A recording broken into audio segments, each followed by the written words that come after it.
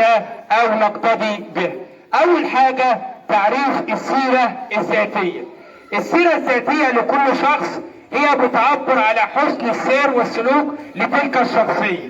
يبقى كلمة السيرة الذاتية هي الملف الخاص لكل انسان على في مصر، حالته التعليمية، حالته سواء كان واخد دكتوراه او ماجستير، كل دي اسمها السيرة الذاتية. طبعا مش اي شخصية نقتدي به. في اول حاجة صفات لتلك الشخصية التي نقتدي به. اول حاجة حسن السير والسلوك. تاني حاجة ودي النقطة المهمة، يكون قدم حاجة لخدمة البشرية. دي نقطة مهمة جدا. مثلا هناخد مثال في العصور القديمة والعصور الحديثة. هنيجي ناخد مثلا الروائي الكبير نجيب محفوظ، قدم ملامح تاريخية عظيمة في تراثنا وخدم البشرية، اللي عرفنا التاريخ بتاع الروايات اللي هو كتبها نجيب محفوظ، واخذ جائزة نوبل في الادب العربي. يبقى دي شخصية هامة في حياتنا يجب ان نقتدي به. برضك هننتقل الى الدكتور مصطفى محمود، عامل مستشفيات لعلاج الامراض مجانا، دي شخصية نقتدي به. نيجي لشخصية اخرى، الدكتور مجدي يعقوب، عمل برضك مستشفيات لعلاج المرضى واستفاد من الخبرات الاجنبيه برضك، وجه خدم مصر هنا وعمل مستشفيات لعلاج القلب بالمجان. دي شخصيه نقتدي به. يبقى اول حاجه حسن السير والسلوك، تاني حاجه خدم البشريه. تاني ننتقل بقى للفريق بتاعنا، هنشوف قدم ايه في الفعاليه دي. اول حاجه الشخصيات التي نقتدي به. الدكتور مصطفى محمود والدكتور احمد زويل والدكتور جمال حمدان. تمام يا جماعه، زودت بردك شخصيه الدكتور احمد زويل. نيجي بقى على شخصيات اخرى. اتفضل يا ابن الهيثم فاطمه البهريه، ابن نفيس دكتور مجدي يعقوب، الاديب نجيب محفوظ. مليكه جامعه القديم بالحديث، وحاجه جميله جدا. نيجي بقى على تعريف السيره الذاتيه. وحبيبه اتفضل يا حبيبي. هي وثيقة مفصلة تلخص تعليم الفرد وإنجازاته والخبرات. السيرة الذاتية اللي هي السي في لكل واحد في مصر. نيجي بقى على صفات الشخصية القدوة. ايه هي الصفات؟ اتفضل.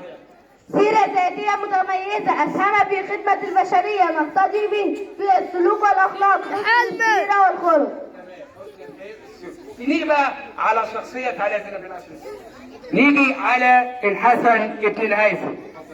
الحسن بن الهيثم الاسم أبو علي الحسن ابن الهيثم، الميلاد 334 354 هجريا 965 ميلاديا في مدينة البصرة العراق حاليا. الوفاة 430 هجريا 1040 ميلاديا في القاهرة. صفة العلمية عالم موسوعي وفيلسوف فيزيائي رائد في علم البصريات. أهم إنجازات أسس علم البصريات، ألف كتاب المنار، شرح كيفية إبصار العين للأشياء، كتب عن انعكاس الضوء وانكساره، درس حركة النجوم والكواكب، طور الأشكال الهندسية. جميل جدا يا ولاد. دي شخصية قديمة عمل حاجات كتير قبل ما العالم يكتشف حاجة، وانتقلت إلى أوروبا. ننتقل إلى شخصية أخرى، هي فاطمة أمير وفاطمة الفهرية.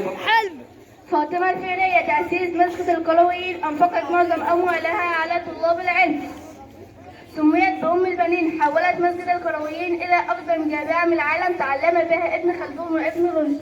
تمام يا جماعة، دي شخصية مهمة اتبرعت بجميع أموالها لخدمة العلم.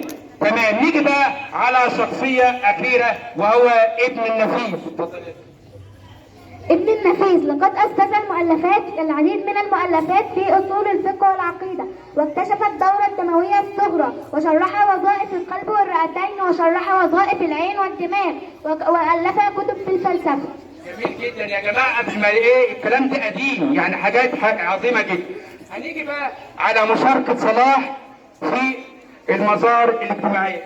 المساواة والعدل بين الجميع والتكافل الاجتماعي. تمام. دي يؤدي إلى برافو عليك يا صلاح على انتشار القدوة، العدالة والمساواة. تعالى يا حلو. أحب مدرستي ومعلماتي وأحترم طالبي. برافو عليك. برضك اخذ معلمو المدرسه قدوه لهم. شكرا يا حلو. نيجي بقى على لافته مصر. مصر في قلب العالم. طبعا مصر رائده في قلب العالم واعلام مصر برضك. وشكرا لحضراتكم والى لقاء اخر في اطلالتنا التاريخيه. شكرا جزيلا لحضراتكم.